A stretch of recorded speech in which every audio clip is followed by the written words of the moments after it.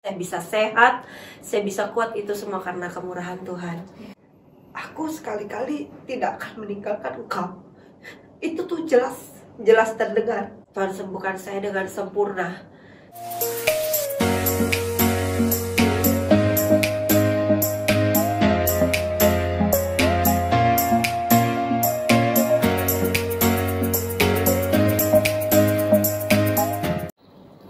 Hai, Shalom. Ketemu lagi bareng kita di konten Sabar. Nah, kali ini kita kedatangan tamu jauh nih. Nah, Cece boleh perkenalin diri sama teman-teman kita? Shalom, saya Devi, saya ibu rumah tangga, anak 2, suami 1. Saya sekarang bertugas di Jambi. Itu aja. Ya. Nah, Devi, ada yang mau dibagiin sama teman-teman kita di luar sana nggak kesaksiannya? Kesaksian ya. Langsung ya. Ya, langsung aja. Langsung. Jadi puji Tuhan, kalau saya bisa ada sampai saat ini, saya bisa sehat, saya bisa kuat, itu semua karena kemurahan Tuhan. Jadi ceritanya itu dari kecil, saya ini sering sakit-sakitan, sering apalah ya, demam lah atau apa, sakit pokoknya. Sakit-sakitan lah setiap minggu itu. Jadi orang tua saya itu selalu membawa saya itu pergi ke dokter, ke pengobatan alternatif, ke dokter. Jadi berat badan itu nggak sesuai dengan bayi pada umumnya gitu loh. Nah itu berkelanjutan terus sampai saya sekitar umur mungkin 16 tahun lah mungkin ya. 16 tahun itu saya kena asma. Nah, asma itu nyiksa kan, namanya asma itu benar-benar nyiksa. Dibawa pergi ke dokter sama orang tua saya. Terus dokter bilang, oh bu, ini asmanya udah akut lah istilahnya, udah parah. Jadi udah umur 16 tahun. Dokter bilang kayaknya susah untuk disembuhkan, karena biasanya asma itu di bawah 12 tahun lebih cepat disembuhkan. Nah, berjalannya waktu ya asma kumat, enggak. Jadi kemana-mana saya itu selalu bawa kayak semprotan gitu loh, bawa semprotan. Nah, satu malam waktu asma saya sedang kumat itu, udah nggak bisa nafas kan. Jadi saya itu panggil papa saya, udah nggak bisa nafas bener-bener. Terus papa saya ini bangun, kan dia bilang, kamu kan ada obat yang ini semprot itu. Jadi waktu disemprotin bukannya tambah sembuh, tapi malah tambah ngap. Dilihat itu obat expire. Nah, bukan asma saja, saya ini juga punya kayak kelainan, entah alergi kah atau kelainan kulit, enggak tahu. Jadi kalau seumpama misalnya gini Ruth, kamu pukul saya plok gitu, 5 jari cap di tangan. Kalau kamu misalnya nggak sengaja kegores pena ke saya, itu pasti bentol sesuai dengan garis itu. Jadi kalau nggak sengaja ketampol gitu, ya cap 5 jari di muka. Tapi kalau yang alergi ini nggak terlalu menyiksa, karena kan paling dia kalau saat-saat tertentu lah, maksudnya gitu. Nah, berlanjut terus sampai saya ini udah lupa sama sakit saya ini, maksudnya nggak begitu dirasakan. Dan waktu itu saya memang belum kenal Tuhan. Singkat cerita. Nah, setelah menikah, panjang ini ceritanya, nggak apa-apa ya. Nah, setelah menikah, saya punya anak yang pertama ya. Anak saya umur berapa itu? Umur 10 bulan kalau nggak salah lah.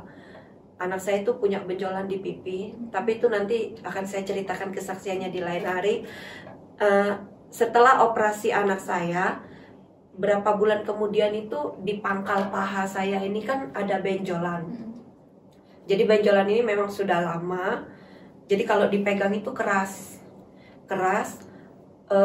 mulai nyeri. Tapi saya tidak tahu benjolan ini sejak kapan adanya. Nah, waktu mulai nyeri, saya udah bilang sama suami saya, ini benjolan di paha saya nih ada nih, tapi udah mulai nyeri nih. Coba kalau dipegang itu kayaknya benjolannya tuh besar. Jadi saya sama suami cobalah periksa ke dokter. Nah, waktu periksa ke dokter itu, dokter bilang ini tumor dia bilang. Syok lah.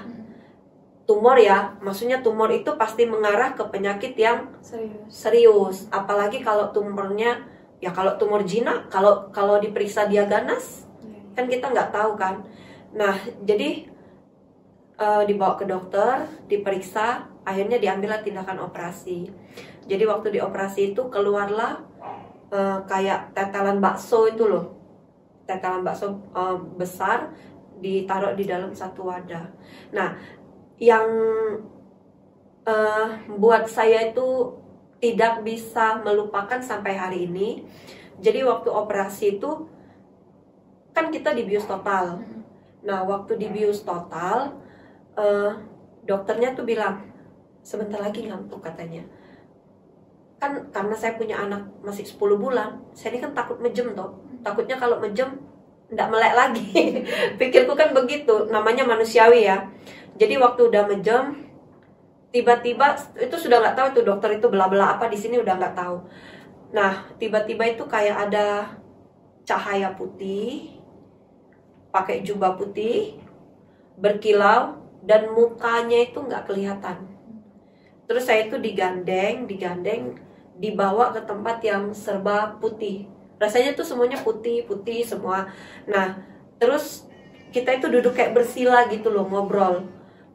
Tapi setelah itu saya nggak tahu, nggak lama saya tuh nyadar, ternyata operasi kan sudah selesai. Terus saya bilang sama suamiku, aku kayaknya tadi ketemu Tuhan Yesus ya. Saya bilang gitu kan. Iya apa enggak gitu ya. Enggak, kan masalahnya dalam pengaruh obat bius. Oke lah, sudah, memuji Tuhan, operasi berjalan lancar, semuanya saya sehat, puji Tuhan.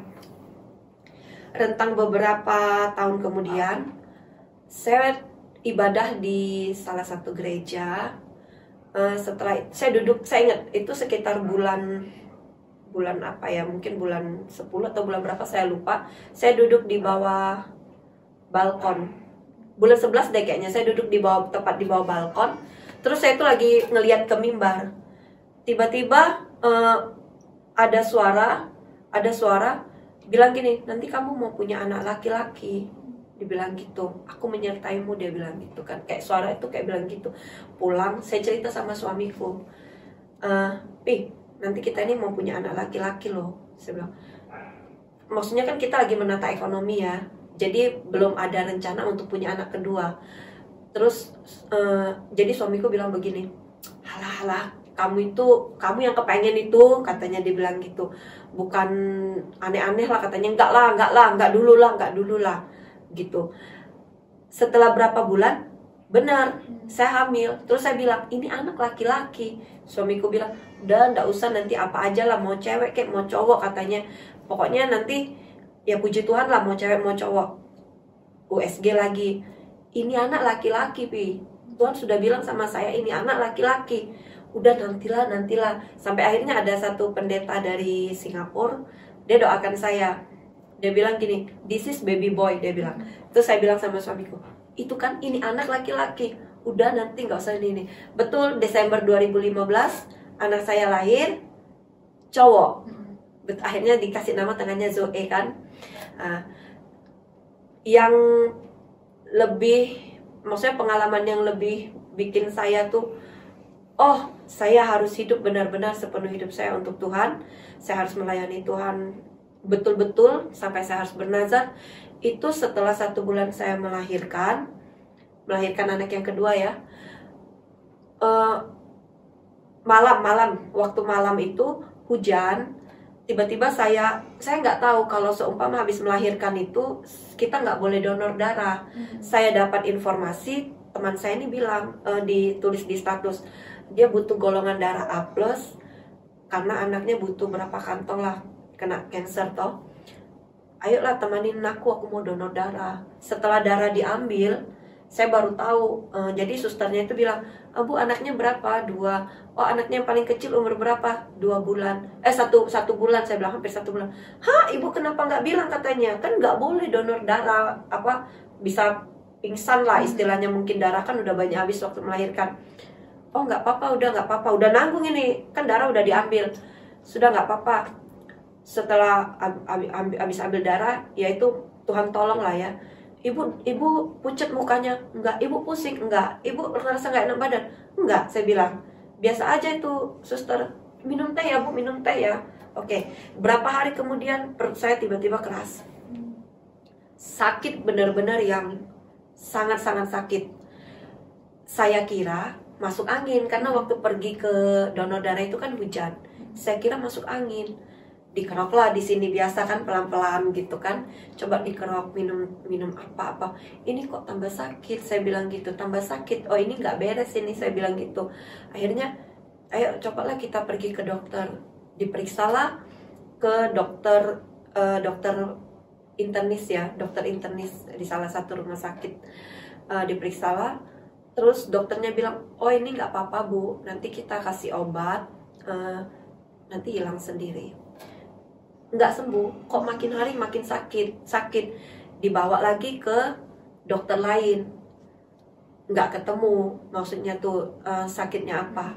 Akhirnya karena baru selesai melahirkan, saya disuruh balik lagi ke dokter yang sesar, maksudnya dokter yang bantu operasi melahirkan. Terus dokternya bilang begini, bu, ini kayaknya bukan di bagian rahim ya, maksudnya untuk melahirkan, yang tempat melahirkan itu bukan bu, katanya bukan bagian waktu sesar, waktu yang pokoknya intinya di perut itulah, bukan bagian dokter ini. Tapi saya lihat kayaknya ada cairan, dia bilang gitu. Terus dok, coba nanti kita USG transvaginal, udah di USG. Terus akhirnya dia saranin begini, bu, saya bawa rujuk ke dokter spesialis bedah perut ya. Jadi bolak-balik ke dokter itu, udah nggak tahu berapa kali dokter pindahin itu ke dokter USG bedah perut, ke dokter bedah perut ya. Oh ya oke dok, ke dokter bedah perut. Sampai ke dokter bedah perut, dia bilang, bu kita coba USG abdomen ya, dia bilang gitu. Sudah di USG, diperiksa, hasilnya ternyata ada mungkin komplikasi pasca operasi. Jadi penggumpalan darah, pembekuan darah, nggak pecah gitu loh mungkin darahnya, entah karena apalah pokoknya. Setelah diperiksa di dokter bedah itu, dokternya bilang gini, kalau ibu ini nggak ada obatnya bu, katanya. Nanti biasanya bisa hilang sendiri. Hilangnya kapan dok? Ini menderita sekali. Jadi saya itu jalannya itu udah bukan lurus, tapi badan itu tuh bengkok. Udah sampai kayak bener-bener sakit gitu kan. Ini bisa sembuh sendiri, sembuhnya kapan dok? Dia bilang dilihat dulu bu, nanti kalau enggak, nanti ibu dioperasi lagi. Dia bilang gitu, sakit sesar aja belum hilang, disuruh operasi lagi. Anakku 2 masih kecil pula, saya bilang gitu kan. Oke lah, pulang. Sakit, nanti tiba-tiba lagi duduk ibadah itu ya, tiba-tiba dia ngeras sakit kayak gitu. Nah, sampai satu titik, oh belum sih, saya berpindah karena nggak sembuh. Jadi saya pikir gini, cobalah kita pergi ke dokter yang ada di sini. Kata orang dokter sini bagus, di tempatnya ada USG, dia dokter internis jago. Oke lah, pergi ke situ. Waktu pergi ke situ, dokternya lihat hasil USG abdomen. Dia bilang ini hematom. Hematom itu sama penggumpalan darah pasca operasi. Setelah diperiksa dokternya juga bilang sama, nggak ada obatnya, nanti bisa hilang sendiri. Masa nggak ada obatnya, saya bilang gitu kan. Jadi hampir 2 bulan ya, hampir 2 bulan itu tuh benar-benar siksa dan menderita. Jadi setiap malam itu suami saya nih saya tuh tidur, suamiku tuh di sebelahku tuh cuma main gitar, memuji Tuhan, menyembah, terus dia serahkan hidupku nih sama Tuhan. Jadi kalau memang Tuhan mau ambil, istilahnya dia sudah siap lah. Dan saya pun sudah bilang, kalau sampai terjadi apa-apa sama saya,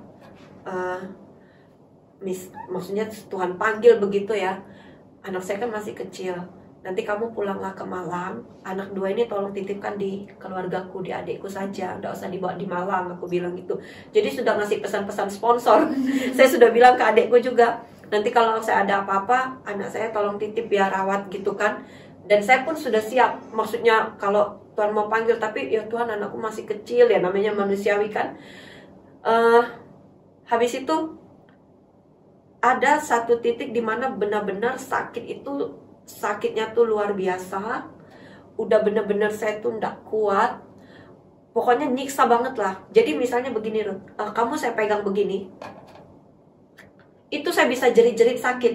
Kan di perut saya ini, jadi kalau cuma dipegang gini aja saya tuh bisa jerit-jerit, sakitnya tuh sampai kayak luar biasa gitu loh. Akhirnya diperiksa di USG lagi, dikasih tahu, dibawa ke dokter lagi kan. Ini di perut saya isinya ini cairan, bernanah, dan infeksi. Kamu bayangin, cairan, bernanah, dan infeksi. Ini perut ada apa sebetulnya? Dan benjolan di perut saya ini itu 9 cm. 9 cm. Makin hopeless lah saya, maksudnya gitu kan. Jadi sambil ke dokter tuh netes lah air mataku. Papaku sampai bilang apa, sampai ya gandeng lah ya, turun dari mobil, gak bisa segala macem. Akhirnya ada satu orang tuh bilang ke papaku, ini ada dokter, ini Tuhan tuntun lah, saya percaya Tuhan tuntun ya.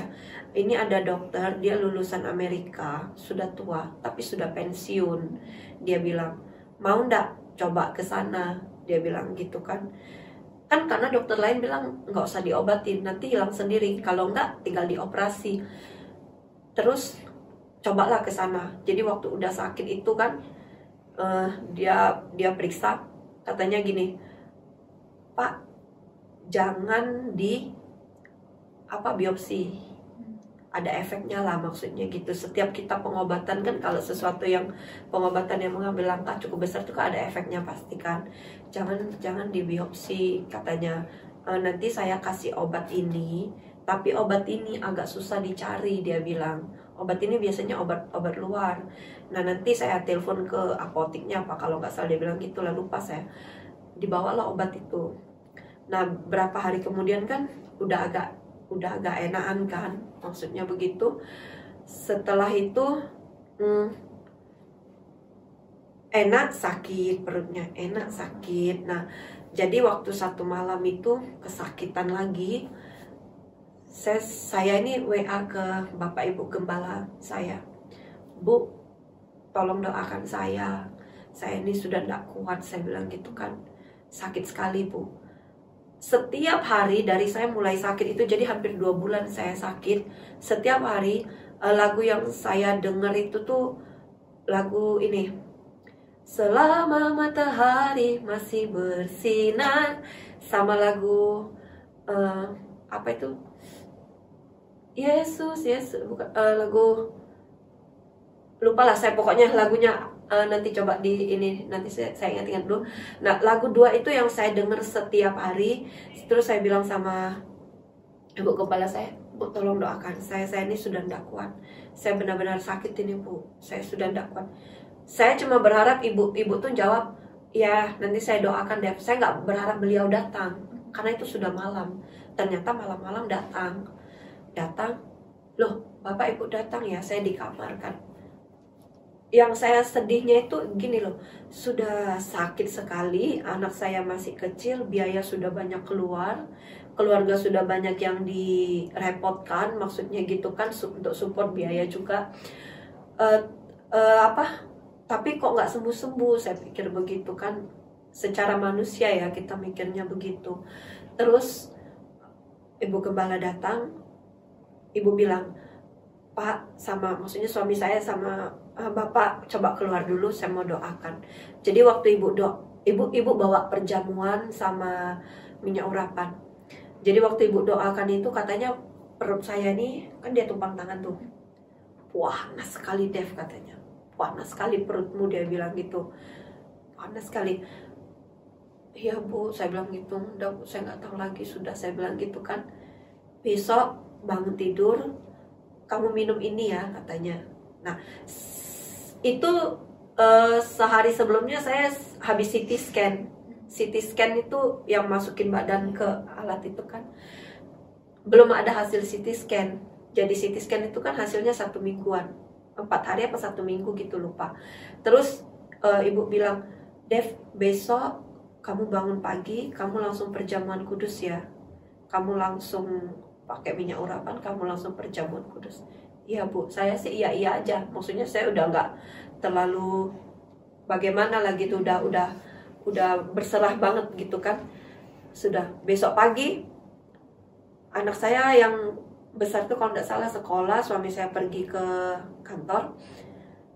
Saya tuh di kamar tuh cuma baring-baring ya, sambil dengar lagu itulah, Yesus Yesus selama matahari masih bersinar. Tiba-tiba ada suara, aku sekali-kali tidak akan meninggalkan kamu. Aku langsung kaget kan. Pokoknya habis minum perjamuan, habis minum anggur perjamuan, habis minum, udah saya baring aja. HP kan biasa kan sambil di kanan. Aku sekali-kali tidak akan meninggalkan kau. Tapi memang waktu itu memang saya bilang, Tuhan sembuhkan saya. Kalau misalnya Tuhan sembuhkan saya mau melayani Tuhan seumur hidup saya bilang gitu kan.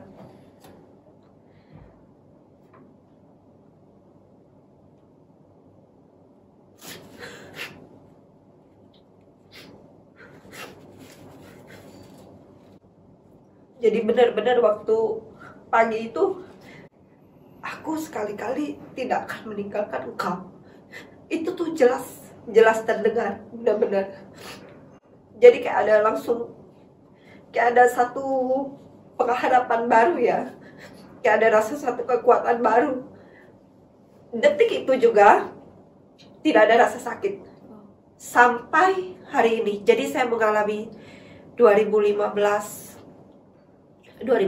berarti kejadiannya 2015 Desember anak saya lahir, 2016 Januari lah, 2 bulan saya sakit itu. Aku sekali-kali tidak akan meninggalkan kau, Tuhan bilang di Ibrani 13 ayat 5 kalau nggak salah, 5b. Sama seperti khotbah yang tadi ya kita dengar waktu ibadah minggu ini, aku sekali-kali tidak akan meninggalkan kau. Detik itu juga sembuh, dan saya percaya kalau Tuhan sudah sembuhkan saya, Tuhan sembuhkan saya dengan sempurna. Jadi waktu berapa hari setelah mengalami itu, saya rasa badan saya sehat, saya datang ke rumah sakit buat ambil hasil CT scan. Hasil CT scan itu bukan sesuatu yang menggembirakan, karena di hasil CT scan itu ditulis sakitnya ini, benjolannya sudah 15 cm. Sakitnya ini liposarkoma, soft tissue mengarah ke sarkoma. Jadi sarkoma itu sejenis menuju cancer lah, mungkin kayak gitu. Nah, coba di searching lah di Google apa itu sarkoma. Saya tahu maksudnya hasil CT scan yang tidak baik ini cuma bikin saya lemah gitu loh. Saya bilang sama suami saya, tapi saya percaya kalau Tuhan sudah sembuhkan saya, Tuhan benar-benar sembuhkan saya. Saya bilang seumur hidup saya mau melayani Tuhan, maksudnya menyerahkan sepenuhnya hidup saya untuk Tuhan gitu. Kalau misalnya disuruh cek, kan hasil CT scan itu harus dibawa lagi ke dokter untuk ini. Sampai detik ini tidak pernah saya bawa hasil itu ke dokter. Karena apa? Kalau saya bawa hasil itu ke dokter ngomong yang enggak, malah bikin nanti kita down kan. Jadi saya percaya kalau Tuhan sudah sembuhkan saya, Tuhan sembuhkan saya dengan sempurna. Sampai detik ini, puji Tuhan saya sehat. Saya tidak merasakan sakit apa-apa lagi. Bahkan sakit mah saya juga sudah tidak ada. Alergi di kulit yang tadinya benar-benar ini juga sudah tidak ada. Anak saya juga puji Tuhan semuanya sehat, suami saya sehat, dan ya itulah saya bernazar untuk melayani Tuhan gitu. Ya, keren banget kesaksian dari C. Devi buat teman-teman kita di luar sana. Dan pribadi aku juga ngerasa, wow, keren banget Tuhan kita ya bisa nyembuhin secara sempurna dari sakit-sakit C. Devi dari bayi sampai sekarang itu C. Devi itu sudah sehat banget gitu kan. Dan kita bisa lihat di sini bahwa Tuhan itu benar-benar Tuhan penyembuh gitu ya, C. Dia benar-benar nyembuhin C. Devi secara luar biasa. Gak ada sakit-sakit lagi sampai sekarang C. Devi sehat. Sekarang juga pelayanan ya, C. Ya. Iya, puji Tuhan banget. Kita bersyukur bisa dengar kesaksian dari C. Devi. Nah, C. Devi ada pesan nggak buat teman-teman kita di luar sana? Buat teman-teman semuanya di sana, di luar sana, kalau kalian hari ini masih sehat, masih kuat, masih pokoknya masih kuat lah gitu ya. Jangan sia-siakan kesempatan yang sudah Tuhan kasih ke kalian. Jangan sia-siakan waktu yang Tuhan sudah kasih ke kalian saat ini. Pergunakanlah semuanya itu untuk kemuliaan Tuhan. Semangat terus melayani Tuhan, jangan kendor. Saya pribadi juga kalau mau memikirkan pelayanan ini, pelayanan itu yang melemahkan, itu sangat banyak alasan untuk mundur. Tapi satu hal yang saya pegang bahwa hidup saya ini sekarang karena anugerah. Mari semuanya saya ajak kita semua untuk semangat melayani, jangan kasih kendor. Nah, buat teman-teman yang mau membagikan kesaksiannya juga bisa DM kita di Instagram The Chosen Entertainment atau email kita di bawah sini. Thank you C. Devi yang udah membagikan kesaksiannya buat kita. Nah, teman-teman jangan lupa di like, comment, subscribe, dan share ke semuanya. dan Yesus memberkati. Bye-bye.